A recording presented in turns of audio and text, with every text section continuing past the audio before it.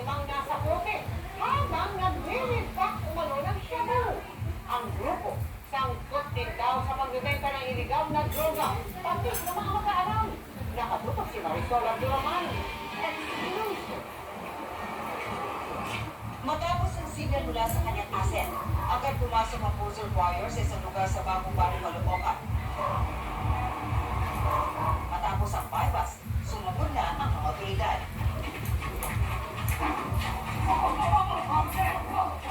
Lima ang arestado sa operasyon, kabilang ang menor de edad na grade 11 student at 18 taong gulang na grade 12 student.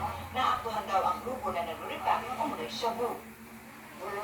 Talaga kasi estudyante, minor de edad pa. Nakuhanan pa umano ang mga suspect ng marijuana oil na nagkakahalaga ng mahigit 300,000 pesos. Matagal raw minanmanan ng Drug Enforcement Unit ng NPD ang grupo sa dami ng sumong na kanilang natanggap hinggil sa gawain ng grupo. Ito yung nag-distribute ng illegal drugs doon sa area na rin. So mga to, meron ng mga ready market, kumbaga. Kasi they're into that already, within those centers na din. So, kasi yung mga yan,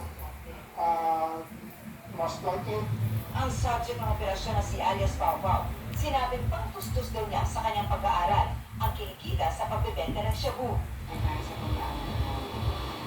Depensa naman ng iba pang arestado. ngayong taon lang po. Ngayong taon na, sino nagtutulong sa'yo dito sa lugar? Na, wala.